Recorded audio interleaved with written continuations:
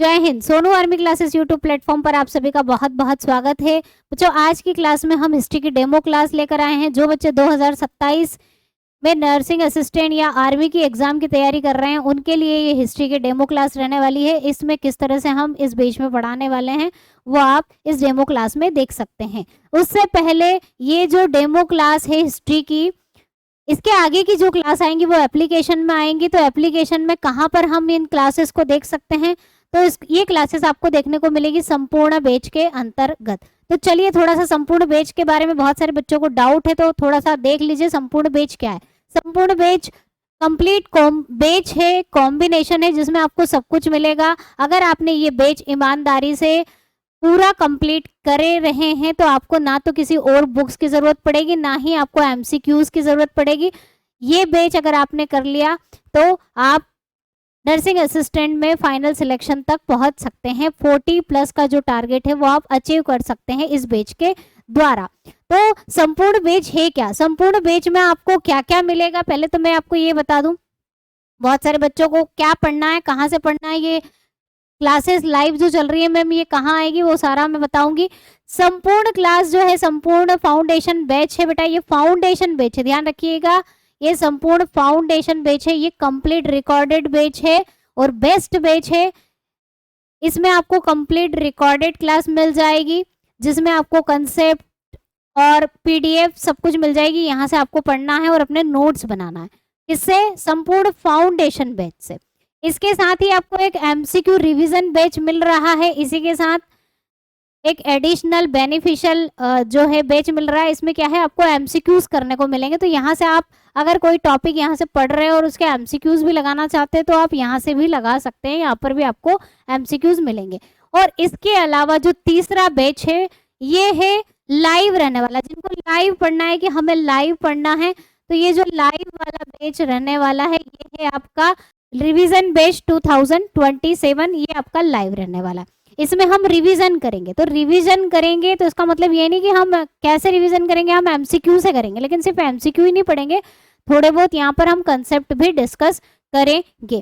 तो अभी जो हिस्ट्री की क्लासेस लाइव चलने वाली है वो आपकी इसी बैच के अंतर्गत मिलेगी। हिस्ट्री की जो लाइव क्लासेस आएंगी, अभी हम हिस्ट्री की लाइव क्लास स्टार्ट कर रहे हैं, वो आपकी इसी बैच के अंतर्गत आएगी। तो कहाँ मिलेगी, ध्यान रखिए, तीसरे नंबर का बैच आपको दिखेगा जब आप ज्वाइन कर लोगे। उसके बाद इस बैच में आपको हिस्ट्री की लाइव क्लासेस मिलेंगी। और इस बैच में आपको साथ ही साथ ये 3 बैच मिलेंगे जिसमें एक कंप्लीट रिकॉर्डेड बैच है, बेस्ट बैच है, वो वहां से आपको नोट्स बनाने हैं। और लाइव जो 27 का बैच है 2027 वाला, उसमें से आपको एमसीक्यू कंसेप्ट सब रिवाइज किया जाएगा। लेकिन उसमें आपको अभी हिस्ट्री और जीके की क्लास मिलेगी। ध्यान रखिएगा, बहुत सारे बच्चे बोलते हैं कब क्लास स्टार्ट होगी, तो अभी हिस्ट्री, करंट अफेयर और थोड़े टाइम बाद लाइव क्लासेस यहाँ पर स्टार्ट होगी इस बैच में। तो कुछ बच्चे समझ रहे हैं, कुछ बच्चे पूछते हैं कि मैम कौन से बैच से पढ़ें, तो रिकॉर्डेड बैच से पढ़ना है। लेकिन अभी क्या है कि जीके की क्लास चल रही है, तो जीके की क्लास आप मेरे साथ साथ लाइव पढ़ते जाइए। लेकिन ध्यान रखिएगा, जिस दिन जो लेक्चर होता है, जो क्लास होती है लाइव क्लास, उसके पहले आपको रिकॉर्डेड सेक्शन से उसी क्लास को एक बार पढ़ के आना है, ताकि आपका ये जो क्लास चल रही है लाइव वाली इसमें रिवीजन हो जाए। तो आप हिस्ट्री, मैथ, करंट अफेयर ये मेरे साथ साथ अभी कंप्लीट कर सकते हैं। लाइव जो बैच है 2027 का, उसमें लाइव क्लासेस चल रही है, उसमें आप कंप्लीट कर सकते हैं इनको। इसके बाद में फिजिक्स, बायोलॉजी, केमिस्ट्री का क्या, तो फिजिक्स, बायोलॉजी, केमिस्ट्री, इसकी जो क्लास है लाइव क्लासेस बेटा वो दिसंबर से स्टार्ट होगी, ध्यान रखिएगा। इससे पहले आपको रिकॉर्डेड सेक्शन से अपने नोट्स बनाना है और थ्योरी को रिवाइज करना है, ठीक है। जब आपकी थ्योरी इन तीनों की कंप्लीट हो जाएगी तब हम दिसंबर से रिवीजन स्टार्ट करेंगे इन तीनों सब्जेक्ट का। अभी आप मेरे साथ साथ जीके और करंट अफेयर और मैथ की क्लास कर सकते हैं। तो ये क्लासेस आपको मिलेगी रिवीजन बैच 2027 के अंतर्गत, ठीक है। और इसके अलावा आपको चैप्टर वाइज मॉक टेस्ट, इसका फायदा भी उठाना है। अभी जैसे मान लो आप मेरे साथ ये हिस्ट्री की क्लास कंप्लीट कर ली आपने, इसके बाद क्या करिएगा, चैप्टर वाइज टेस्ट सीरीज में जाना है आपको, और चैप्टर वाइज टेस्ट सीरीज में आपको इसी टॉपिक की टेस्ट भी लगाना है ताकि ये टॉपिक एकदम बढ़िया हो जाए आपका। तो ये फायदा है, टॉपिक पढ़ो, इसके टेस्ट भी लगा लो, और इसमें हम एमसीक्यू भी करेंगे, कंसेप्ट भी रिवाइज करेंगे, तो आपका पूरा कंप्लीट हो जाएगा टॉपिक पूरी तरह से। बस फिर आपको एग्जाम टाइम पे इसको रिवाइज ही करना रहेगा।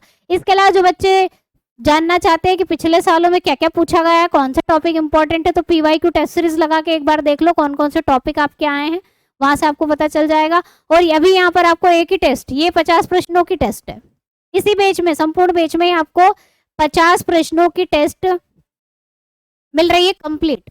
इसमें टेस्ट पेपर आपको दिए जाएंगे सॉल्व करने के लिए। अभी यहाँ पे आपको एक ही टेस्ट दिख रही है, अभी कुछ समय बाद आपकी यहाँ पर एएमसी रिलेशन भर्ती की टेस्ट ऐड हो जाएगी, जिसमें रिलेशन भर्ती जो बच्चे देखना चाहते हैं वो इनकी टेस्ट को लगा सकते हैं। कंप्लीट 50 प्रश्नों की टेस्ट ऐड हो जाएगी कुछ टाइम बाद, वो भी आप यहाँ पर लगा सकते हैं जो रिलेशन भर्ती देख रहे हैं, क्योंकि इसका जो लेवल है थोड़ा डिफरेंट है एआरओ से, इसलिए इसके टेस्ट पेपर हम अलग ही यहाँ पर बनाएंगे। तो ये complete package, chapter wise test series, PYQ test series और एएमसी की टेस्ट सीरीज अलग और एआरओ की टेस्ट सीरीज अलग, ये साथ में 3 बैच, एक कंप्लीट कंसेप्चुअल डिटेल बैच और दूसरा लाइव बैच रिवीजन, जिसमें कंसेप्ट प्लस एमसीक्यू दोनों होंगे, वो सब आपको इसी पैकेज संपूर्णा के अंतर्गत ही मिलेगा। संपूर्णा बैच को आप सोनू आर्मी क्लासेस एप्लीकेशन से ज्वाइन कर सकते हैं। इससे अलावा अगर आपको और भी कुछ डाउट हो तो ये हमारे नंबर है, इस पर आप कांटेक्ट करके क्वेरी कर सकते हैं रिलेटेड टू द बैच। ठीक है, इसके बाद बैच आपका, बहुत सारे बच्चे पूछ रहे हैं मैम बायलैंग्वेज है, जी हाँ,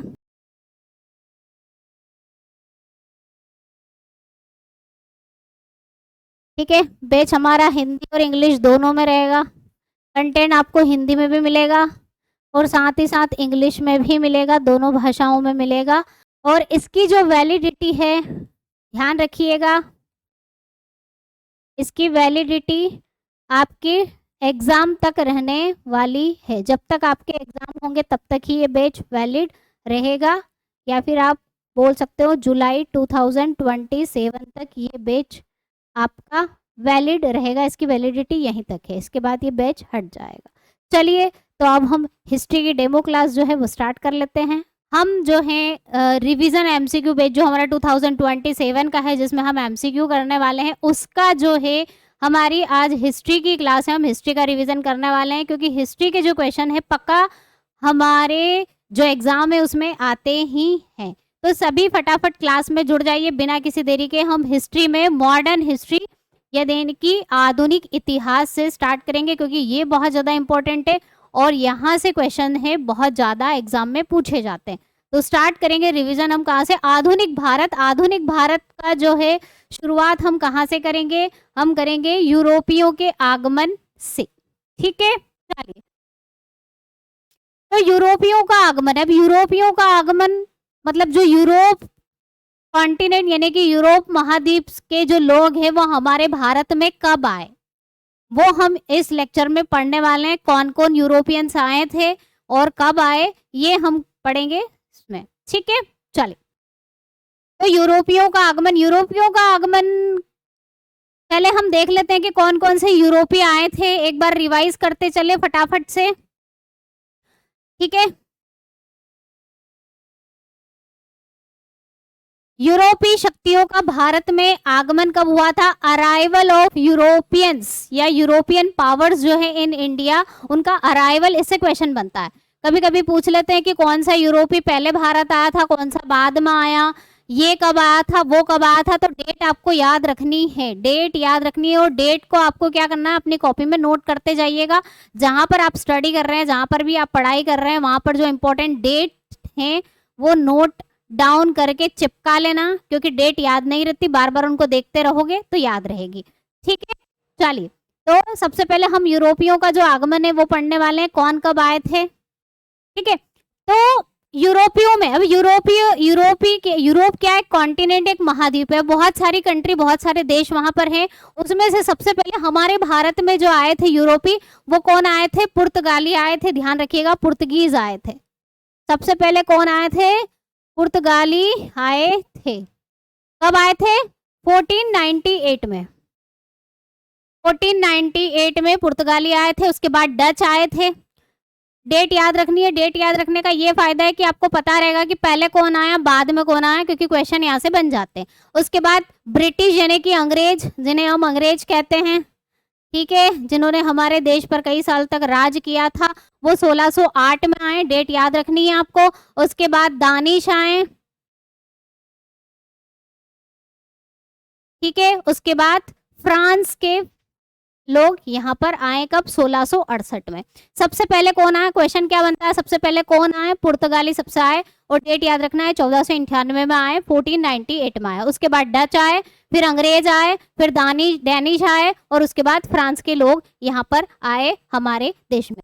तो ये इनका आने का क्रम है। तो कहाँ से शुरुआत होती है? 1498 से शुरुआत होती है। स्टार्टिंग कहाँ से? 1498 से होती है। तो क्या मैं इससे पहले भारत नहीं आए थे? नहीं, इससे पहले भी ये जो यूरोपीय हैं हमारे भारत में आते थे, व्यापार के लिए आते थे। और इनका किसके लिए व्यापार के लिए आते थे? मसालों के लिए। ध्यान रखिएगा, ये ट्रेडिंग करते थे फॉर द स्पाइसेस की ट्रेडिंग के लिए हमारे भारत में पहले से भी आते थे, लेकिन ये जमीन के रास्ते से आते थे। अब जमीन के रास्ते में इनको बहुत सारी प्रॉब्लम होने लगी, बहुत ज्यादा टैक्स देने लगा, कई जगह समस्याएं उत्पन्न होने लगी। तो इन्होंने सोचा, यूरोपियों ने सोचा कि हम क्यों ना समुद्र के रास्ते से भारत जाएं और वहां से हमारा व्यापार करें। तो समुद्र के रास्ते से ये जो आने का क्रम है, ये है आपका 1498 से, मतलब 1498 से सी रूट इन्होंने फाइंड आउट कर लिया था, समुद्र का रास्ता इन्होंने ढूंढ लिया था। ठीक है, तो सबसे पहले कौन आए मैडम? सबसे पहले पुर्तगाली आए। तो पुर्तगालियों ने ही सबसे पहले हमारे भारत में आने का समुद्री रास्ता खोजा था, ये ध्यान रखिएगा। ठीक है, तो ये सीक्वेंस सभी को याद हो गई। अगर आपको ट्रिक से याद करना है तो आप ट्रिक से भी याद कर सकते हैं। इंग्लिश में भी यहाँ पर ट्रिक है और हिंदी में भी ट्रिक यहाँ पर लिख दी है। इंग्लिश वाले बच्चों के लिए please don't bring dirty food, please से पुर्तगाली, और यहाँ से डच, ब्रिटिश, और डी से डैनिश, और फूड से फ्रेंच। आप चाहे तो ट्रिक से याद कर सकते हैं, और मेरे ख्याल से डेट याद रख लो, ज्यादा अच्छी, क्योंकि डेट से जुड़े हुए कई क्वेश्चन आते हैं कि कब आए थे। 1498 में पुर्तगाली आए थे। इस तरह से डेट याद रखना ज्यादा जरूरी है। अगर डेट याद रहेगी, रख सकते हैं आप, तो आपको ट्रिक की जरूरत नहीं पड़ेगी। ठीक है, हिंदी वाले बच्चे पढ़ो, दौड़ो, बढ़ो, सिखाओ, फतेह करो। पढ़ो पुर्तगाली, दौड़ो डच, बढ़ो ब्रिटिश, दिखाओ डैनिश, और फतेह करो फ्रेंच। वैसे याद ही रहता है और नहीं याद भी रहता है, तो आप ये ट्रिक भी प्रेफर कर सकते हैं, ये ट्रिक का भी यूज कर सकते हैं।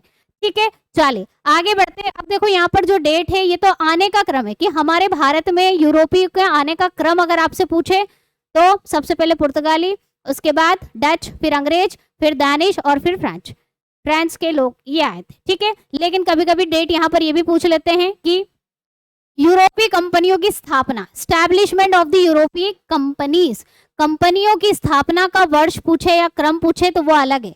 ध्यान रखिएगा, वो अलग है।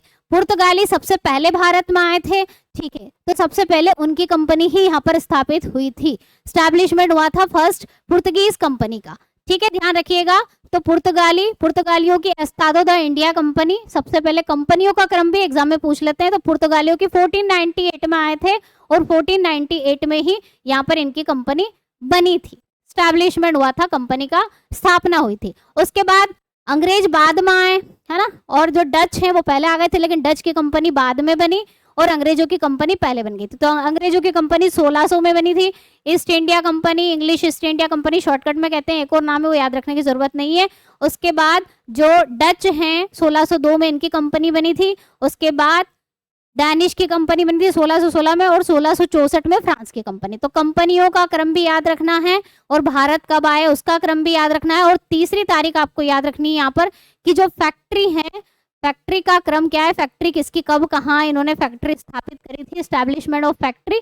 3 डेट आपको यहाँ पर याद रखनी है। इसकी भी ट्रिक है, अगर आप भूल जाएं तो पुत्र अड़ा डेट फंसा। ठीक है, हिंदी में ट्रिक है, पुत्र अड़ा डेट फंसा। पुत्र अड़ा, पुत्र से पुर्तगाली कंपनी पहले बनी थी, स्थापना हुई थी। उसके बाद अड़ा से अंग्रेज की कंपनी, उसके बाद किसकी, डच की कंपनी, फिर डैनिशों की, और फिर फ्रांसीसियों की कंपनी यहाँ पर बनी थी। डेट आपको यहाँ पर याद रखना है। ठीक है, तो कंपनी की तारीख अलग है, डेट अलग है, आने की डेट अलग है, और फैक्ट्री की डेट अलग है। 3 तरह की डेट यहाँ पर आपको ध्यान रखनी है। ठीक है, तो ये चाहे तो आप ट्रिक से याद कर लीजिएगा इसको। ये कंपनियां कब आई थी, ठीक है, तो सबसे पहले कौन आया भारत में? मैडम पुर्तगाली आए, और सबसे बाद में भी पुर्तगाली ही गए हैं, ध्यान रखिए। पुर्तगाली कब आए हैं? पुर्तगाली आए हैं 1498 में आए हैं, और गए कब हैं? 1961 में गए हैं। गोवा मुक्ति दिवस हम मनाते हैं 1961 में। सबसे पहले पुर्तगाली आए थे और सबसे आखिरी में भी पुर्तगाली ही गए हैं हमारे देश से। गोवा मुक्ति दिवस हम मनाते हैं, गोवा मुक्ति दिवस, जिसके लिए हम ऑपरेशन विजय चलाया था पुर्तगालियों को हमारे देश से भगाने के लिए। ठीक है, तो सबसे पहले भी यही आए थे अगर पूछे कौन आया, और सबसे बाद में भी यही गए हैं हमारे देश से। ठीक है, तो ये इनका कंपनियों का काम। अब सबसे पहले पुर्तगाली आए, पुर्तगाली आए तो मतलब क्वेश्चन आपका ये भी पूछा जा सकता है कि सबसे पहले किसने, कौन आए? पुर्तगाली आए। सबसे बाद में कौन गए? पुर्तगाली गए। सबसे पहले हमारे भारत में आने का समुद्र का जो रास्ता है, सी रूट है, किन्होंने फाइंड आउट करा था, किन्होंने ढूंढा था? पुर्तगालियों ने ही ढूंढा था।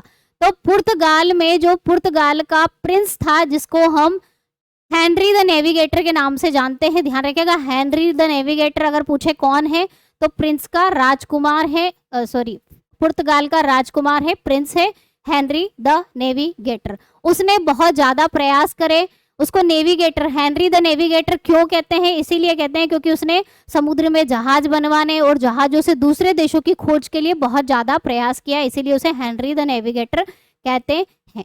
ठीक है, तो हेनरी द नेविगेटर जो प्रिंस था पुर्तगाल का, उसने सबसे पहले किसको हमारे भारत की खोज के लिए भेजा? ध्यान रखिएगा, 1487 में, 1487 में किसको भेजा? बार्थोलोमेव डियास को भेजा। बार्थोलोमेव डियास को भेजा किसके लिए? भारत की खोज करने के लिए, समुद्री रास्ता खोजने के लिए। लेकिन ये भारत तक नहीं पहुंच पाया। कहां तक पहुंचा? Cape of the Good Hope. Cape of the Good Hope, जिसे उत्तम आशा अंतरीप भी कहते हैं। ये उत्तम आशा अंतरीप कहाँ है? तो ध्यान रखिएगा, ये कहाँ है? अफ्रीका में। ये कहाँ पर है? अफ्रीका महाद्वीप का दक्षिणी छोर कहलाता है अफ्रीका। ठीक है, अफ्रीका जो है, अफ्रीका का दक्षिणी छोर कहलाता है केप ऑफ गुड, मतलब अफ्रीका तक ही आ पाया और यहाँ से लौट गया।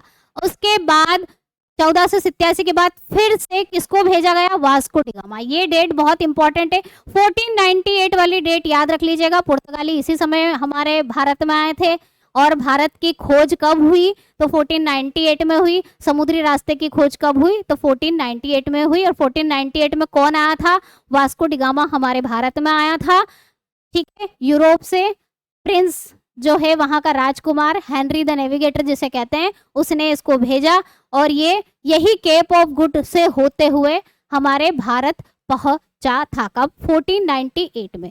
तो सी रूट किसने डिस्कवर किया था?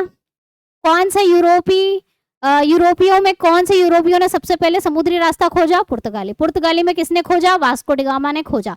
बार्थोलोमेव डियास 1487 में कहां तक पहुंच पाया? अफ्रीका तक ही पहुंच पाया। वहां के बाद ये वापस चला गया था। ठीक है, एक कोलंबस का नाम भी आपको याद रखना है कि कोलंबस ने किसकी खोज की थी? तो कोलंबस ने, ये भारत आना चाहता था लेकिन भारत की जगह उल्टी दिशा में चला गया और अमेरिका की खोज कर ली। तो अमेरिका की खोज मतलब अमेरिका का समुद्री रास्ते की खोज कोलंबस ने की थी। कोलंबस कहाँ का है? स्पेन का है, ध्यान रखना। कहाँ का है? स्पेन का। ठीक है, तो तीन नाम। एक, बार्थोलोमेव डियास को भेजा पहले, वो नहीं खोज पाया, यहाँ तक ही पहुंचा, केप ऑफ गुड होप तक ही पहुंच पाया। उसके बाद किसको भेजा? वास्को डी गामा को भेजा 1498 में। इसीलिए कहते हैं कि 1498 में पुर्तगाली भारत आए थे। कोलंबस याद रखना, 1492 में अमेरिका की खोज, या अमेरिका के लिए समुद्री मार्ग की खोज, सी रूट। ठीक है, सी रूट फाइंड आउट किया था to the America. Columbus Spain से बिलोंग करते हैं। ठीक है, अब वास्को डी गामा आया, भारत पहुंचा, तो भारत पर इसका स्वागत किया गया। तो क्वेश्चन ये बनते हैं कि कहाँ पर पहुंचा था? तो कालीकट पहुंचा था। कहाँ पर पहुंचा था? कालीकट। कहाँ पर? केरल में। केरल में, जिसको आजकल हम केरलम नाम चेंज कर दिया है, केरलम कहते हैं। कालीकट पहुंचा, और कालीकट पर अब से पूछा जाता है कौन से राजा ने वास्को डी गामा का स्वागत किया था, वेलकम किया था? तो जमोरिन। जमोरिन वहां का राजा था। केरल, कालीकट पर वास्को डी गामा पहुंचा। कब पहुंचा? 1498 में, ध्यान रखिएगा। और ये 2 बार भारत आया, तीसरी बार इसकी मृत्यु हो गई थी भारत में वास्को डी गामा की। ठीक है, तो पहली बार तो 1498 में आया और दूसरी बार 1502 में ये भारत आया और इसके बाद इसकी मृत्यु भारत में ही हो गई थी। तो ये वास्को डी गामा कहाँ आया, कौन से राजा ने इसका स्वागत किया, जमोरिन ने वेलकम किया वास्को डी गामा का। ठीक है, अब पुर्तगाली भारत आ गए। क्यों आए थे? व्यापार करने के लिए आए थे, ट्रेडिंग के लिए आए थे, मसालों के व्यापार इनका लक्ष्य था। मसालों के व्यापार के लिए पुर्तगाली हमारे देश में आए थे। तो पुर्तगाली आए तो उनके गवर्नर कौन कौन भारत में बनाए गए, तो गवर्नर की लिस्ट याद रखना वेरी इंपॉर्टेंट है। पुर्तगीज गवर्नर इन इंडिया, जो पुर्तगाल के गवर्नर हैं, पुर्तगाली गवर्नर जो हैं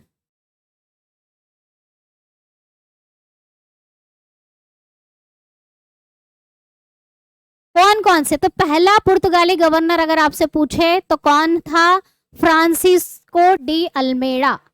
ये पहला गवर्नर बना था, पुर्तगाली गवर्नर बना था। कब बना था? 1505 में।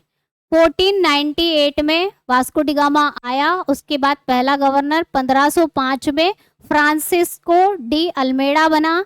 और इसके लिए कुछ इंपॉर्टेंट पॉइंट है, इसके बारे में हमें याद रखना है। 1505 में भारत आया था, ठीक है, नीले जल की क्रांति लेकर आया था। ये समुद्र से जुड़ी हुई एक क्रांति थी, सी रूट से रिलेटेड एक क्या थी, पॉलिसी थी, जिसे हम क्या बोलते हैं, ब्लू वाटर पॉलिसी कहते हैं, नीले जल की क्रांति की। कौन लाया था?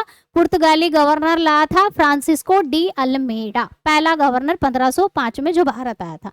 और इसका उद्देश्य क्या था? इसका उद्देश्य था समुद्र पर प्रभुत्व स्थापित कर व्यापार को सुरक्षित करना। व्यापार के लिए आया था और समुद्री रास्ता जो है सेफ रहे पुर्तगालियों के लिए, ये इसका उद्देश्य था। तो पहला गवर्नर याद रखिएगा 1505 में भारत आया, फ्रांसिस्को डी अल्मेडा। उसके बाद दूसरा गवर्नर जो पुर्तगाली गवर्नर हमारे भारत में बना, वो अल्फांसो डी अल्बुकर्क। ये द्वितीय पुर्तगाली गवर्नर था, भारत में पुर्तगाली शक्ति का वास्तविक संस्थापक। वेरी इंपॉर्टेंट, हर एक पॉइंट से आपके क्वेश्चन यहाँ पर बनते हैं। भारत में पुर्तगाली शक्ति का वास्तविक संस्थापक किसे बोलते हैं? अल्फांसो को ही बोलते हैं। क्यों? क्योंकि इसने बहुत ज्यादा प्रयास किया, गोवा को अपने अंडर में लिया। ठीक है, 1510 में इसने क्या करा, बीजापुर के जो शासक थे यूसुफ आदिल शाह से गोवा को छीन लिया, गोवा पर अधिकार कर लिया 1510 में। तो आपसे पूछे कि गोवा पर अधिकार किसने किया, तो अल्फांसो ने किया। कब किया? 1510 में किया। किससे जीता? बीजापुर के शासक यूसुफ आदिल शाह से जीता। ठीक है, इसके बाद नीनो डी कुंडा करके गवर्नर तीसरा आया था। अब इसके बारे में याद रखना चाहे रख सकते हैं, नहीं तो छोड़ भी सकते हैं। 1530 में गोवा को पुर्तगालियों की राजधानी बनाया इसने। गोवा को पुर्तगालियों की राजधानी किसने बनाया? नीनो डी कुन्हा ने बनाया 1530 में। ठीक है, तो टाइमलाइन एक बार अपनी कॉपी में नोट कर सकते हैं, शॉर्ट में नोट करना चाहे। 1498 में आए, फिर 1505 में पहला गवर्नर ये बना, उसके बाद 1510 में गोवा को जीता। कहाँ से जीता? बीजापुर से जीता, इस तरह से। और 1530 को पुर्तगालियों की राजधानी बनाया गोवा को। ठीक है, चल, तो ये पूरी टाइमलाइन और ये पूरा एक शॉर्ट रिवीजन देख लेते हैं हम। तो पुर्तगालियों का जो शासन रहा भारत पर कैसे रहा, तो जानते हैं आप। इस्तादो द इंडिया कंपनी 1498 में भारत आई। उसके बाद इन्होंने अपनी जो पहली केंद्र है या कंपनी है, स्थायी कंपनी, ध्यान रखिएगा, स्थायी कंपनी, परमानेंट फैक्ट्री इन्होंने कहां बनाई थी?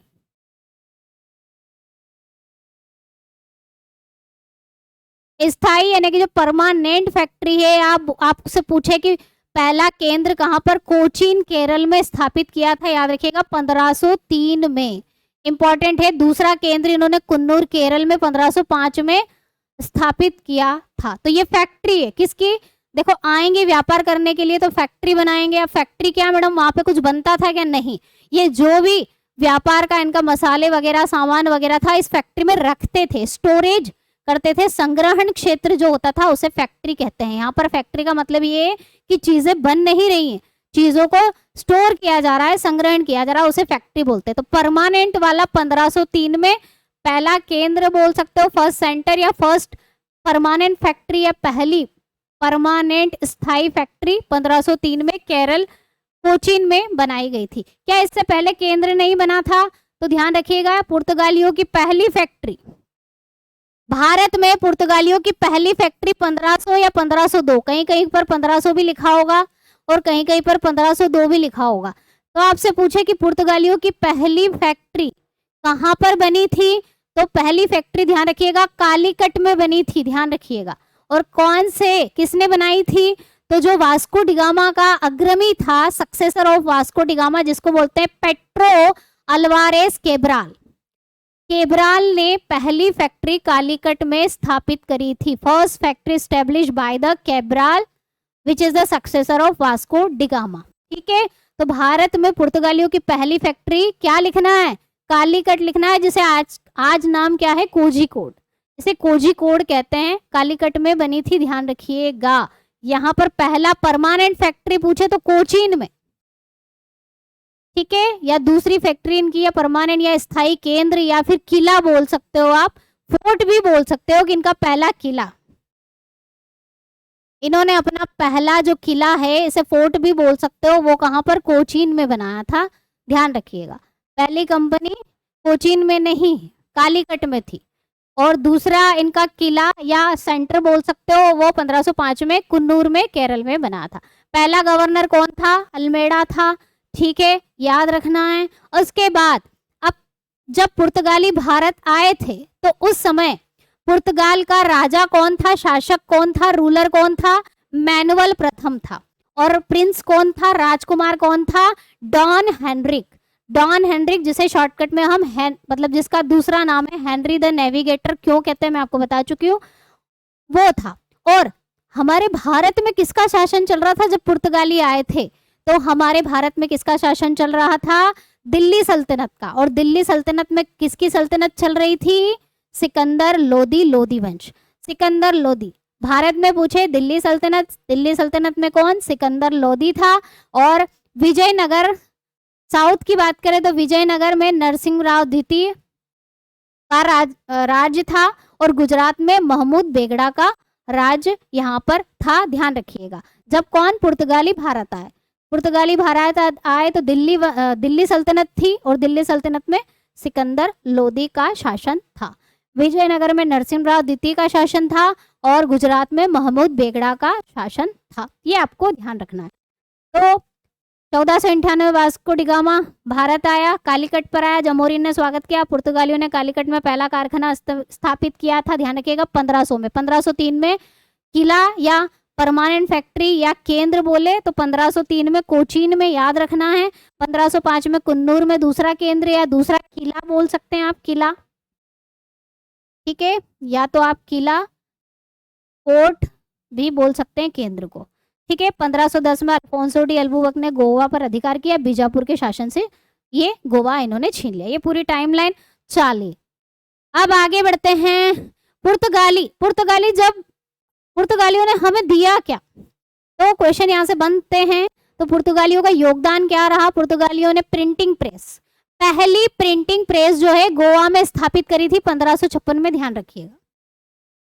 1556 में पहली कंपनी नहीं, प्रिंटिंग प्रेस कहां पर, गोवा में स्थापित की गई थी पुर्तगालियों के द्वारा। तो प्रिंटिंग प्रेस किसकी देन है, पुर्तगालियों की देन है। इसके अलावा प्रमुख फसलें कौन कौन सी लाए थे पुर्तगाली हमारे देश में, तो तंबाकू, लाल मिर्च, पपीता, आलू, मक्का, टमाटर, अमरूद, अनानास और अल्फांसो आम, है ना। जो दूसरा गवर्नर है ना जिसका नाम अल्फांसो है, उसी के नाम पर अल्फांसो आम, ये। और शिप बनाने की कला, यानी कि जहाज बनाने की कला भी किन्होंने सिखाई है, कौन लेकर आए थे, पुर्तगाली। ये चीज आपको याद रखनी है। ये प्रमुख फसलें हैं जो पुर्तगालियों की देन है, हमें क्रॉप्स हैं, मेजर क्रॉप्स जो कि पुर्तगालियों की देन है, ठीक है। उसके अलावा जहाज निर्माण की कला, प्रिंटिंग प्रेस और ये प्रमुख फसलें, इतना आपको यहाँ पर याद रखना, ठीक है। चलिए आगे बढ़े। अब क्वेश्चन आंसर स्टार्ट हो गए हैं, सभी का आंसर आना चाहिए फटाफट। क्वेश्चन दिया हुआ है, 2 सूचियां आपको दे रखी है, कॉलम मैच करना है, सूचियों में दिए गए कूट में सही उत्तर मैच करो। अब ये किसका मैचिंग है, कंपनियों का, कंपनियों का आगमन का है कि एस्टैब्लिशमेंट का है, ये आपको समझना है। आंसर करिएगा इसका क्या आएगा। तो ये कंपनियों की स्थापना का टाइम लाइन है ना, कंपनियां कब स्थापित करी थी? तो पुर्तगालियों की कंपनी कब स्थापित करी थी? जब आए थे तभी करी थी। और अंग्रेजों ने कंपनी पहले ही 1600 में स्थापित कर ली थी, डच ने, उसके बाद फ्रेंच ने। क्या आएगा आंसर? पुर्तगालियों ने कंपनी कब स्थापना करी थी? मैम 1498 में करी थी। ठीक है। ब्रिटिशों की कब हुई थी? ब्रिटिशों की 1600 में हुई थी कंपनी की स्थापना। ठीक है। डचों की कब हुई थी? 1602 में। और सबसे आखिरी में फ्रांसीसियों की कंपनी की यहाँ पर स्थापना हुई थी। तो राइट आंसर क्या आएगा? पहले का फर्स्ट, बी का दूसरा, तीसरा और चौथा। पहला, दूसरा, तीसरा, चौथा, option A. Option A is the right answer. बहुत बढ़िया। तो याद रखना है इस तरह से क्वेश्चन, या तो एक किसी एक का पूछ सकते हैं, मैचिंग के लिए मैचिंग वाला क्वेश्चन से हमारे सारे क्वेश्चन हो ही जाएंगे। ठीक है, बहुत बढ़िया। चलो अगला क्वेश्चन है, भारत में आने वाला पहला पुर्तगाली कौन था? कौन पहला पुर्तगाली भारत में आया था? Who was the first Portuguese to arrive in India? जानते हैं सबसे पहले कौन आया था? बिल्कुल सही, वास्को डिगामा आया था मैडम। 1498 में कालीकट पर पहुंचा था, जमोरिन ने स्वागत किया था, वेलकम किया था जमोरिन ने। बिल्कुल सही, जिनका आंसर यहाँ पर डी आ रहा। तो भारत में आने वाला पहला पुर्तगाली पूछे, या भारत के समुद्री मार्ग की खोज पूछे, वास्को डिगामा का ही नाम यहाँ पर आना है। ठीक है, ओके। चलो नेक्स्ट क्वेश्चन है, भारत छोड़ने वाला अंतिम यूरोपीय कौन था? कौन थे भारत छोड़ने वाले अंतिम यूरोपीय? तो जानते हो सबसे पहले 1498 में कौन आए थे मैडम? पुर्तगाली आए थे। और गए भी कौन थे? 1961 में गए थे। 1961 में गोवा मुक्ति दिवस मनाते हैं हम दिसंबर के महीने में। 1961 को गोवा की मुक्ति दिलाई थी ऑपरेशन विजय के तहत। तो ये पुर्तगालियों का क्रम है। तो अंतिम यूरोपीय कौन गए थे? पुर्तगाली गए। और आए भी कौन थे मैम? पुर्तगाली। ठीक है, option C is the right answer. चलिए नेक्स्ट है, गोवा मुक्ति दिवस किस तिथि को मनाया जाता है? वेरी इंपॉर्टेंट क्वेश्चन, कई बार जीके में आ जाता है, कई बार जीके में आपको देखने को मिलेगा। Goa liberation day is celebrated on which of the following date? तो 1961 में मुक्ति हुई थी, पुर्तगालियों से मुक्त करवाया था, ऑपरेशन विजय चलाया गया था, ध्यान रखिएगा, इंडियन आर्मी के द्वारा। ऑपरेशन विजय याद रखना, वेरी इंपॉर्टेंट। एक ऑपरेशन विजय कारगिल वाला भी है, और एक ऑपरेशन विजय जो है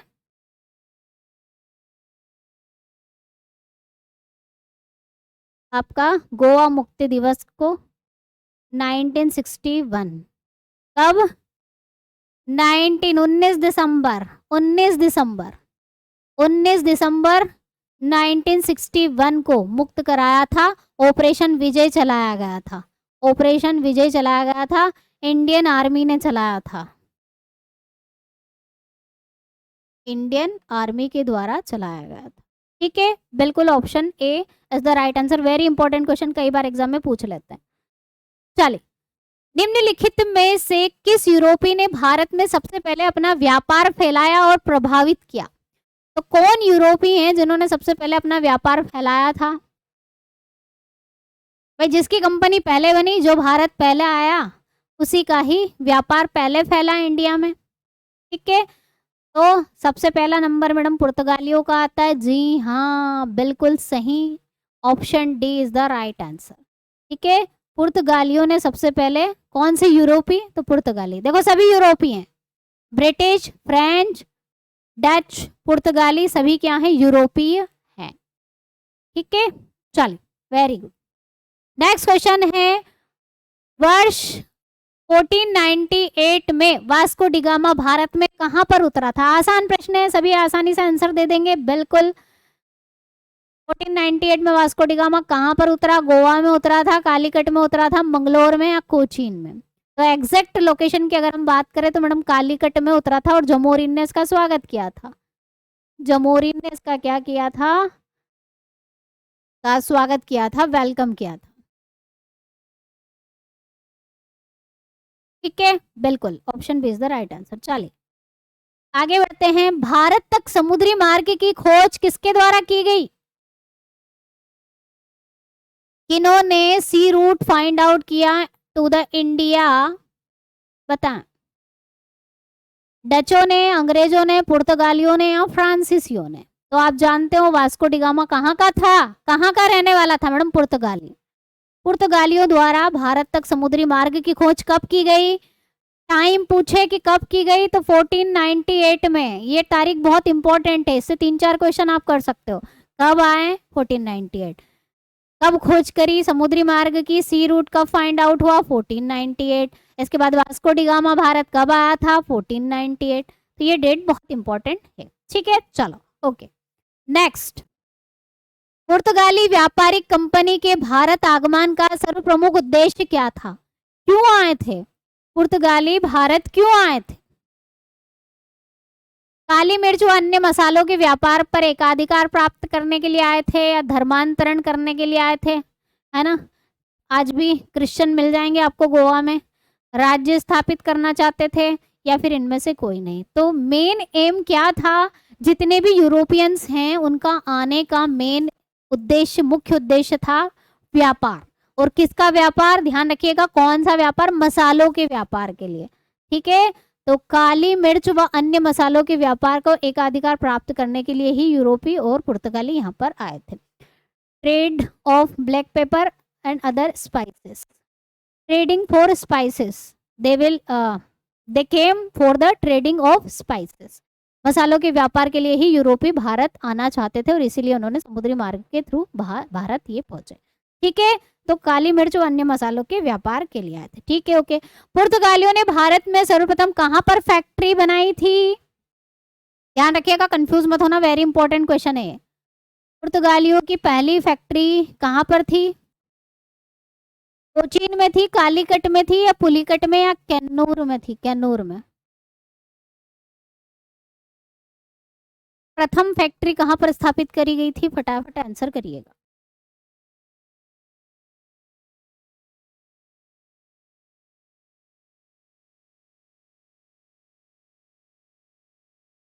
कहां पर? कालीकट में। कालीकट में, ध्यान रखिएगा, पहली फैक्ट्री, वेरी इंपॉर्टेंट क्वेश्चन है, कंफ्यूज हो जाते हैं। सर्वप्रथम जो फैक्ट्री स्थापित की गई थी 1500 बोल सकते हो, कहीं कहीं पर 1502 भी लिखा हुआ मिल जाएगा। ध्यान रखिएगा, कालीकट जिसे आज हम कहते हैं कोझीकोड, जिसे हम कोझीकोड के नाम से भी जानते हैं।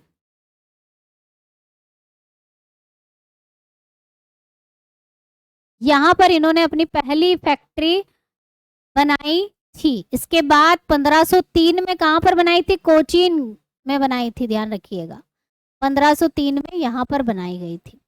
ठीक है, तो option B is the right answer, confuse मत होना। पुर्तगाली उपनिवेश का प्रथम गवर्नर भारत में कौन था? कौन बना था पहला गवर्नर पुर्तगालियों का हमारे भारत में? Bartholomew Dias. ये तो 1497 में आया था, है ना, 97 नहीं, केप ऑफ गुड होप तक ही पहुंच पाया। उसके बाद वास्को डिगामा था क्या? नहीं, ये तो समुद्री मार्ग की खोज करता। फ्रांसिस्को डी अल्मेडा या अल्फांसो डी अल्बुकर्क? कौन था? अल्मेडा। कौन बना था पहला गवर्नर? Francisco de Almeida. ध्यान रखिएगा, पहला गवर्नर कब बना था? 1505 में आया था भारत। वह पुर्तगाली कौन था जिसने गोवा पर अधिकार किया था? किसने गोवा को जीता था या कैप्चर करा था या इस पर अधिकार किया था? कौन सा गवर्नर था? अल्मेडा था, अल्फांसो था, Vasco da Gama, Robert de Nobili. जानते हैं आप अल्फांसो डी अल्बुकर्क, और इसे वास्तविक संस्थापक कहते हैं पुर्तगालियों का।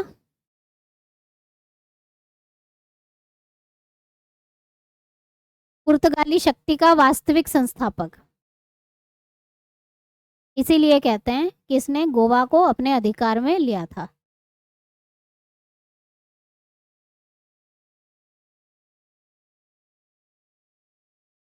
Alphonso de Albuquerque. ठीक है, option B is the right answer. चलिए, गोवा, दमन और दीव का उपनिवेशीकरण मूलतः किसके द्वारा किया गया? कॉलोनाइज्ड, उपनिवेशीकरण मतलब विकास और वहां बसना, ये सब उपनिवेशीकरण किसके द्वारा किया गया था? तो यहाँ कौन बसते थे? पुर्तगाली ही बसते थे। तो राइट आंसर क्या आना चाहिए? पुर्तगालियों द्वारा ही। गोवा उनके अधीन में ही था, तो इसका उपनिवेशीकरण, कोलोनाइजेशन भी इसके द्वारा होगा, पुर्तगालियों के द्वारा ही होगा। ठीक है, चलिए अगले क्वेश्चन की तरफ बढ़ते हैं। अल्बुकर्क ने गोवा को 1510 में किससे छीना था? है ना, ये अल्बुकर्क वास्तविक संस्थापक। कैप्चर किससे अल्बुकर्क ने कैप्चर किया था गोवा इन 1510? 1510 में किससे छीना था? जमोरिन से नहीं, जमोरिन से तो वास्को डिगामा मिला था। बीजापुर के सुल्तान से, फ्रांस से, इंग्लैंड से। क्या आएगा? बिल्कुल बी, बीजापुर के सुल्तान आदिल शाह से। ठीक है, बीजापुर के सुल्तान आदिल शाह से छीना था, ध्यान रखना आपको। ओके, चलिए आगे बढ़ जाएं। बिल्कुल, किसे भारत में पुर्तगाली साम्राज्य का वास्तविक संस्थापक कहा जाता है? Who is known as the real founder of the Portuguese Empire in India? कौन है? 3 गवर्नर में से जो दूसरे नंबर का गवर्नर था अल्फांसो, आम याद रख लेना, अल्फांसो। बिल्कुल, अल्फांसो डी अल्बुकर्क, बिल्कुल सही, जिनका आंसर ये आ रहा। चलिए आगे बढ़े। नेक्स्ट, पुर्तगालियों द्वारा गोवा पर कब्जा कब किया गया? अल्फांसो ने छीना था बीजापुर के शासक आदिल शाह, नाम याद रखना है, किससे? आदिल शाह से छीना था, आदिल शाह।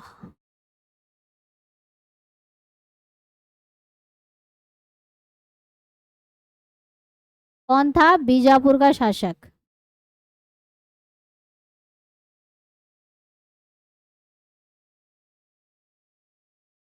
Ruler of Bijapur.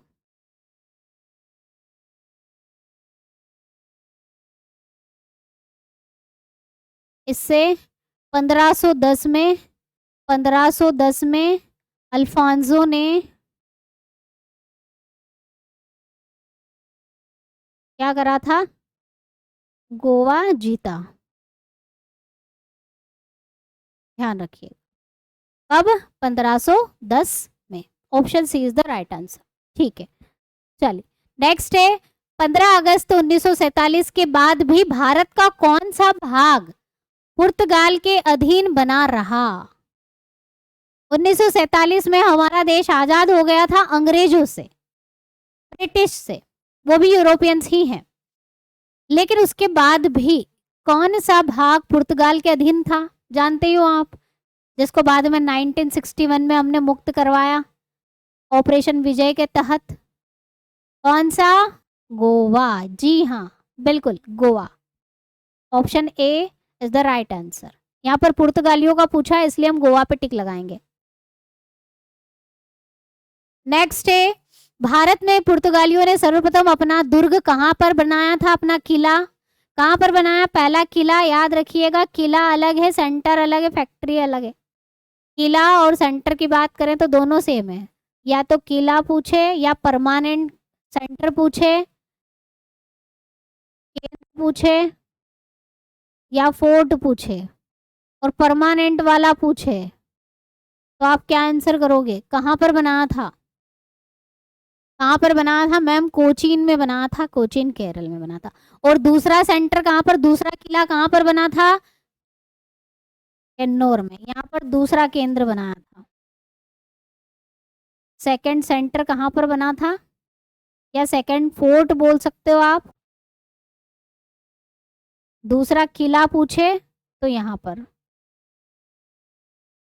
ठीक है, बिल्कुल गोवा में नहीं बनाया भाई, कोचीन में बनाया। चलिए, केप ऑफ गुड होप कहाँ पर है? केप ऑफ गुड होप कहाँ पर है? Where is the Cape of Good hope?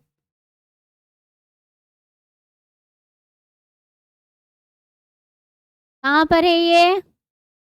जी बिल्कुल, ऑप्शन बी, दक्षिण अफ्रीका में स्थित है। दक्षिणी भाग जो है, दक्षिण अफ्रीका का जो ये वाला पार्ट है, इसको कहते हैं हम क्या, केप ऑफ गुड होप।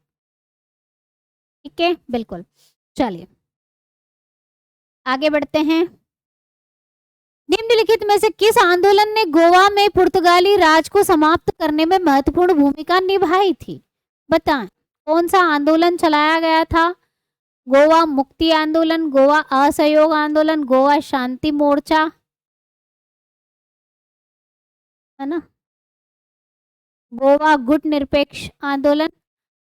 तो गोवा मुक्ति आंदोलन बोल दो। 1961 में, 1961 में गोवा मुक्ति आंदोलन और ऑपरेशन विजय, दोनों वहां के जो लोकल लोग हैं, स्थानीय लोग हैं, गोवा मुक्ति आंदोलन चलाया और आर्मी ने ऑपरेशन विजय चलाया था। ठीक है, option A is the right answer. ठीक, चलो। किस पुर्तगाली गवर्नर ने नीले जल की क्रांति या नीले पानी की नीति या नीले जल की नीति, ब्लू वाटर पॉलिसी अपनाई थी? कौन था वो, बताएं। Which Portuguese governor adopted the blue water policy? Francisco de Almeida, Alfonso Nuno da Cunha, या इनमें से कोई नहीं? कौन सा था जिसने नीले जल की क्रांति 1505 में आया था भारत? कौन आया था? अल्मेडा। कब आया था? 1505 में। 1505 में ये भारत आया था। अराइव कब हुआ था?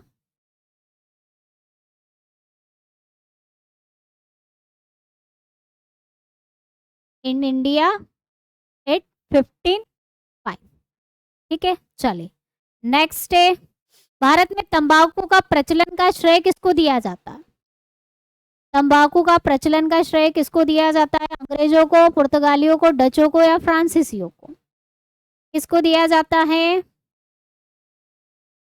क्वेश्चन का आंसर करिएगा सभी।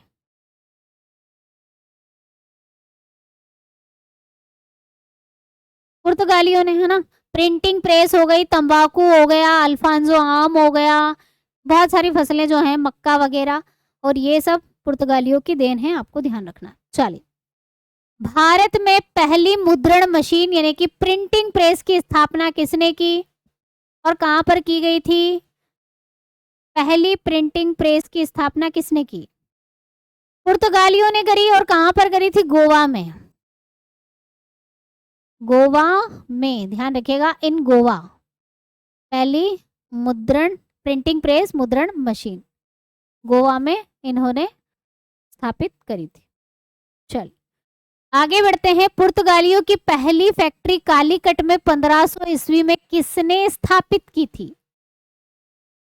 कौन था जिसने पहली फैक्ट्री जो है पुर्तगालियों की कालीकट में, हम जानते हैं 1500 या 1502 कहीं पर लिखा होगा, स्थापित की गई थी, तो किसने करी थी?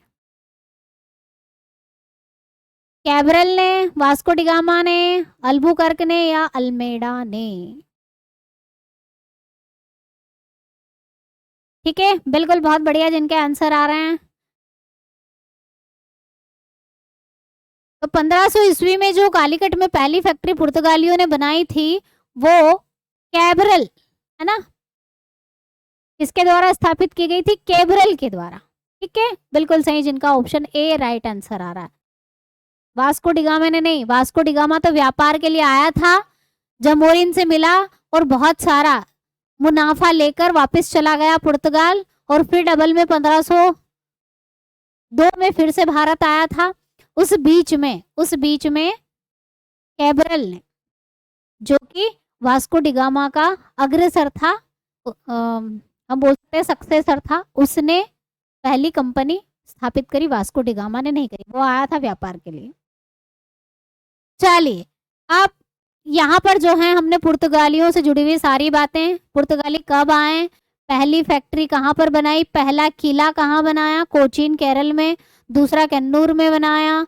ठीक है, उसके बाद पहला गवर्नर कौन था? अल्मेडा, 1505 में भारत आया, 1510 में दूसरा जो गवर्नर था अल्फांसो, उसने गोवा पर अधिकार कर लिया, बीजापुर के शासक आदिल शाह से जीता, और उसे ही रियल फाउंडर कहते हैं पुर्तगीज पावर का, पुर्तगालियों का, वास्तविक संस्थापक किसको कहते हैं? अल्फांसो को ही कहते हैं। इनकी देन क्या क्या रही भारत को, ये सारी बातें, ये सारी चर्चा हमने पुर्तगालियों के बारे में कर ली। अब बात करेंगे डच के बारे में, ठीक है। पुर्तगाली कब आए, उसके बाद कौन आए थे भारत में? मैम डच आए थे, है ना। कब आए थे डच और कहाँ के निवासी थे? 1498 में तो पुर्तगाली आए। डच कब आए? डेट याद है? रिवाइज करते रहिएगा, नहीं तो लिख लेना, कहीं ना कहीं भूल जाओगे। चलिए डचों के बारे में बात कर लेते हैं। 1596 में आए थे ये। 1596 में ये कब आए थे? भारत आए थे, ध्यान रखिएगा। इसके बाद पुर्तगालियों के बाद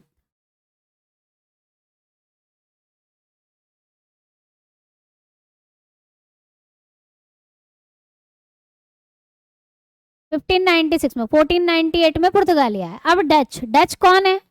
डच भी यूरोपीय हैं। तो डच जो है नीदरलैंड के जो निवासी है ना, क्वेश्चन आता है कि किनको हम डच बोलते हैं, डच कौन है? तो नीदरलैंड के जो निवासी है उनको डच कहा जाता है। और इससे पहले इनको हॉलैंड के निवासी भी बोला जाता था। हॉलैंड वालों को डच बोलते थे, लेकिन क्या हुआ 2019 में 2019 में नीदरलैंड ने आधिकारिक रूप से हॉलैंड नाम का उपयोग बंद कर दिया। मतलब अब वो हॉलैंड नहीं यूज करते। पहले या तो हॉलैंड भी आ सकता है एमसीक्यू में, हॉलैंड नहीं आए तो नीदरलैंड। और 2019 में हॉलैंड को आधिकारिक रूप से इन्होंने यूज करना बंद कर दिया, हटा दिया, ये नाम यूज नहीं करता। अब ये नीदरलैंड के निवासी कहलाते हैं। तो डच कौन है? नीदरलैंड या फिर हॉलैंड के निवासियों को डच कहते थे। ये कब आए भारत? 1596 में आए। दूसरा जो यूरोपियन आया था, यूरोपियन जो आए थे भारत में, वो डच ही थे, ठीक है।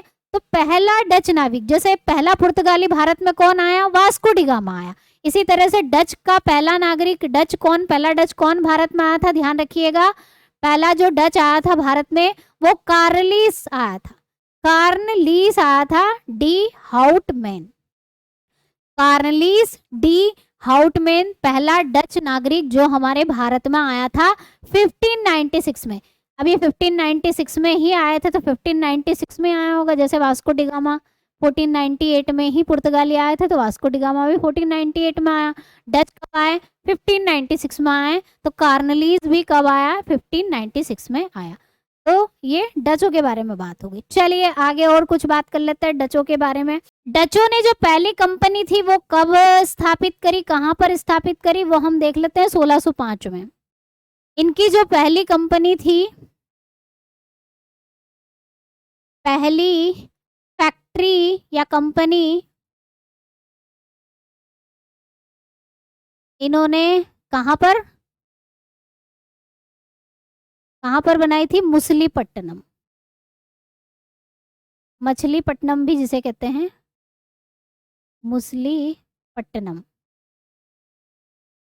इनकी पहली फैक्ट्री कहां पर? मछलीपट्टनम में स्थापित हुई थी। ध्यान रखिएगा, ये क्वेश्चन ही यहाँ से आता है। कहाँ के थे? भारत कब आए? पहली फैक्ट्री कब बनी और कहाँ पर बनी, ये आपको याद रखना है, ठीक है। 1605 में, 1605 में हमने फैक्ट्री का जो सीक्वेंस है, क्रम है, पहले ही पढ़ लिया है। तो मछलीपट्टनम या मछलीपट्टनम कहते हैं। यहाँ पर इन्होंने अपनी पहली केंद्र सेंटर या फैक्ट्री सेंटर बनाया था, ठीक है। चलो, तो डच जो है भारत में आए, लेकिन ज्यादा दिन टिके नहीं। डच का जो है ज्यादा दिन हमारे भारत में ये टिक नहीं पाए अंग्रेजों के कारण। तो इनको अंग्रेजों ने भगा दिया टाइम से पहले, ज्यादा टाइम तक नहीं रह पाए अंग्रेजों ने इनको भारत से भगा दिया।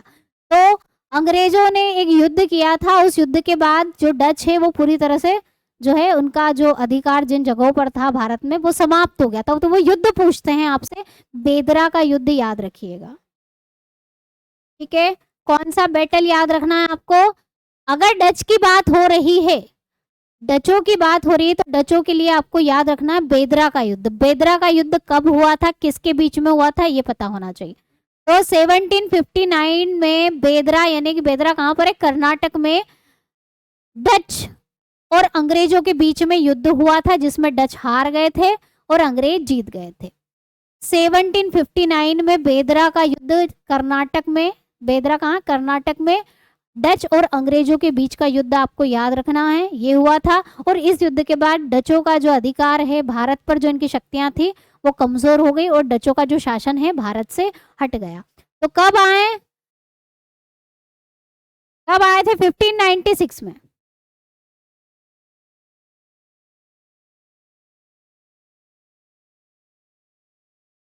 1596 में आए और 759 के बाद ये धीरे धीरे चले गए, इनका ज्यादा समय भारत में नहीं बीत पाया। तो बेदरा का युद्ध याद रखना है, किसके बीच में हुआ था, डच और अंग्रेजों के बीच में हुआ था। उस समय जो ब्रिटिश यानी कि जो अंग्रेज थे, अंग्रेज का सेनापति कौन था, रॉबर्ट क्लाइव।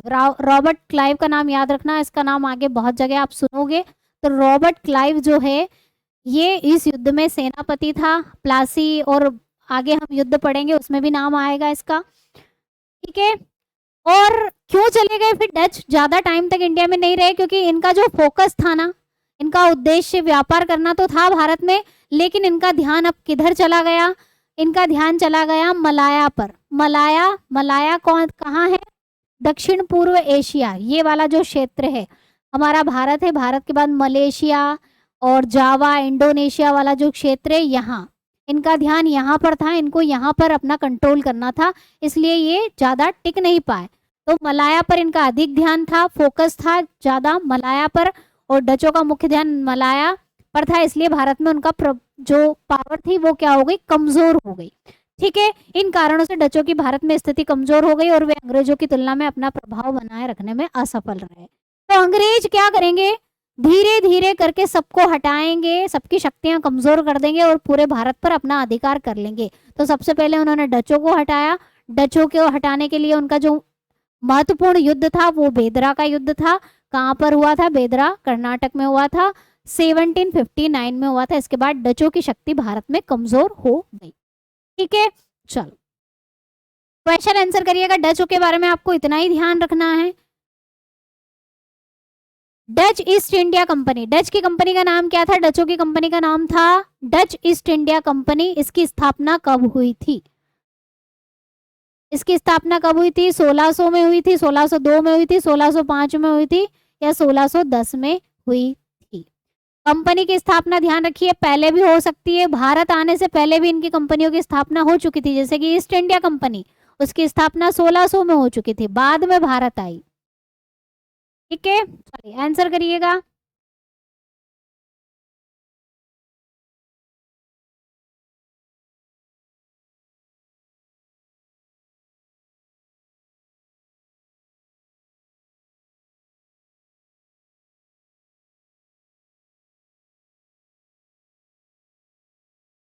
सोलह सौ दो में हुई थी, ध्यान रखिएगा। 1602 में आपको स्टैब्लिशमेंट का क्रम पहले भी हम डिस्कस कर चुके हैं, इसीलिए ये बोल रही है। ये कंपनियों की स्थापना पुर्तगालियों की 1498 में, अंग्रेजों की 1600 में हुई थी, डचों की कंपनी की स्थापना 1602 में हुई थी। उसके बाद जो डैनिश है उनकी कंपनी 1616 में, और 1664 में फ्रांस की कंपनी की स्थापना हुई थी, ध्यान रखिएगा। आने का क्रम, कंपनी की स्थापना का क्रम, इनकी फैक्ट्री कहाँ पर बनी थी पहली, ये 3 क्वेश्चन बहुत ज्यादा इंपॉर्टेंट हो जाते हैं यहाँ से, ठीक है। चलिए तो 1602 में स्थापना हुई थी। नेक्स्ट क्वेश्चन की तरफ बढ़ते हैं। डच ईस्ट इंडिया कंपनी की स्थापना किस देश ने की थी, कहाँ कहाँ के थे डच, यूरोपियंस थे, लेकिन कौन से वाले, इंग्लैंड, इंग्लैंड के निवासी कौन थे, ब्रिटिश, अंग्रेज, अंग्रेज जिन्हें हम कहते हैं वो इंग्लैंड के निवासी थे, ठीक है। फ्रांसीसी फ्रांस के थे, और डेनमार्क के डैनिश थे। डेनमार्क के कौन थे, डैनिश, और ये नीदरलैंड या हॉलैंड भी आ सकता है ना, हॉलैंड हटा दिया इसलिए हॉलैंड यूज नहीं करते हैं, हॉलैंड या नीदरलैंड के निवासी। Option C is the right answer, ठीक है। चलो आगे बढ़ते हैं। भारत में डचों का पहला कारखाना या फैक्ट्री कहाँ पर स्थापित किया गया था, वेरी इंपॉर्टेंट क्वेश्चन है। कहाँ पर पहली फैक्ट्री बनाई गई थी डच की इंडिया में, कहाँ पर बनाई गई थी? मुसलीपट्टनम, मुसलीपट्टनम में बनाई गई थी, ध्यान रखिएगा। मुसलीपट्टनम कहाँ पर है?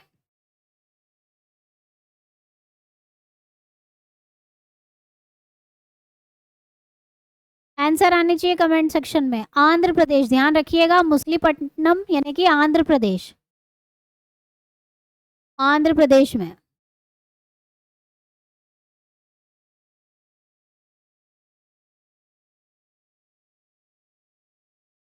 ठीक है, मुसलीपट्टनम आंध्र प्रदेश। ठीक है, चलिए, वेरी गुड, जिनका आंसर आ रहा है। भारत में बेदरा का युद्ध निम्नलिखित में से किन दो कंपनियों के बीच में लड़ा गया था? और इस युद्ध के बाद कौन जीता, कौन हारा और क्या हुआ? ब्रिटिश और पुर्तगालियों के बीच में हुआ था क्या? ब्रिटिश और डैनिश के बीच में, ब्रिटिश और फ्रांसीसी, ब्रिटिश और डच के बीच में? ब्रिटिश या अंग्रेज भी लिखा हुआ आ सकता है ना, अंग्रेज और डचों के बीच में हुआ था, अंग्रेज व डच के, अंग्रेजों व डचों के बीच में हुआ था। और इस युद्ध के बाद क्या हुआ? डचों की शक्ति भारत में कम हो गई और चले गए फिर वो भारत से। चलिए, बंगाल में निम्नलिखित में से कौन सा कारखाना डचों ने स्थापित किया था? ध्यान रखिएगा, पहला कारखाना, उसके बाद बंगाल और मुंबई बहुत इंपॉर्टेंट जगह हो जाती है यूरोपियों के लिए। तो सबसे पहले इनकी जो पावर देखने को मिलती है हमें बंगाल में ही देखने को मिलती है। तो बंगाल में जो पहली फैक्ट्री डचों ने बनाई थी वो कौन सी बनाई थी? याद रखिएगा, चिनसूरा में, चिनसूरा में, याद रखिएगा। इनकी बंगाल में पहली फैक्ट्री कौन सी, कहां पर बनी थी? चिनसूरा में बनी थी, ध्यान रखिएगा, चिनसूरा जगह बंगाल में।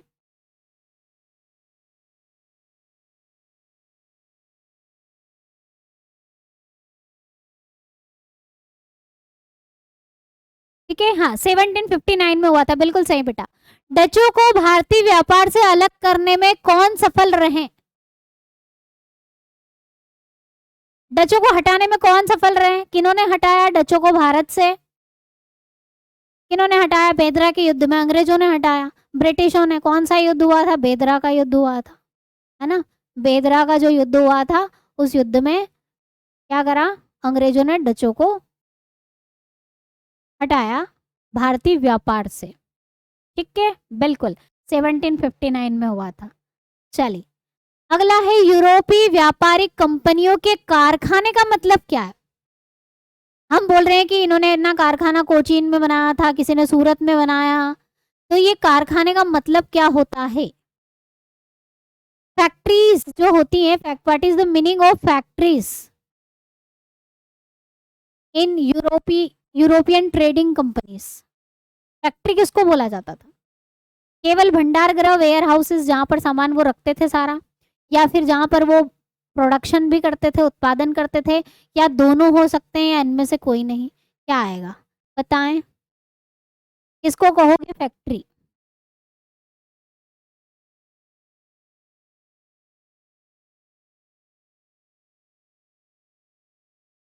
देखो, वैसे तो ऑप्शन ए आना चाहिए कि मैडम केवल भंडार गृह को ही, लेकिन क्या करते थे, हल्की फुल्की सी प्रोसेसिंग भी कर देते थे, है ना, जैसे पैकेजिंग करना या थोड़ा बहुत बदलाव करना, वो भी कर लेते थे।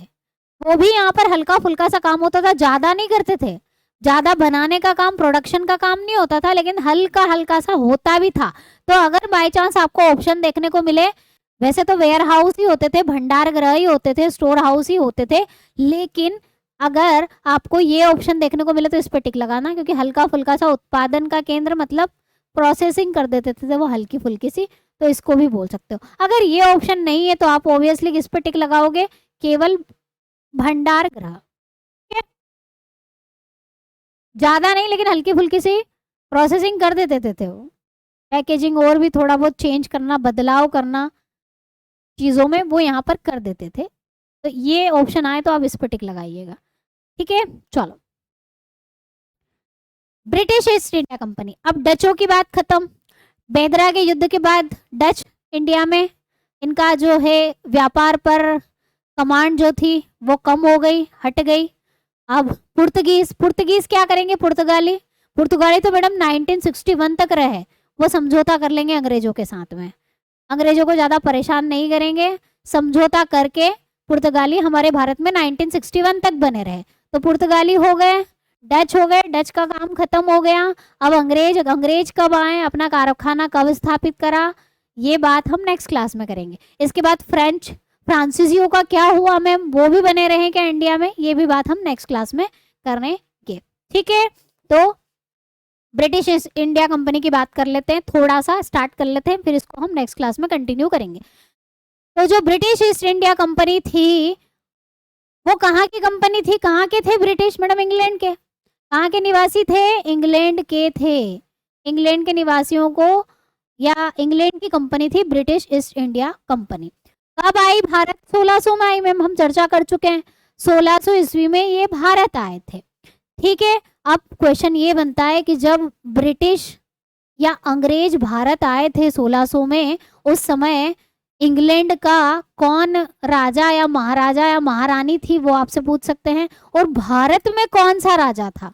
आप जानते हो पुर्तगाली जब भारत आए थे उस समय दिल्ली सल्तनत चल रही थी, और जब अंग्रेज भारत आए उस समय अकबर का शासन था। वेरी इंपॉर्टेंट क्वेश्चन पूछ लेते हैं। ठीक है, जब अंग्रेज आए थे भारत उस समय किसका शासन था भारत में, अकबर का शासन था, ध्यान रखना है। और इंग्लैंड में महारानी एलिजाबेथ प्रथम थी। इंग्लैंड की महारानी कौन थी, एलिजाबेथ प्रथम थी। और भारत में किसका शासन था, मुगलों का शासन था। और मुगलों में किसका शासन था, अकबर का। रूलर कौन था इंडिया में at the time of British India company arrive India, Akbar. ठीक है, चलिए इंपॉर्टेंट क्वेश्चन है। और अगर आपसे पूछे कि पहला गवर्नर कौन था ईस्ट इंडिया कंपनी का, तो ध्यान रखिएगा थॉमस स्माइथ था।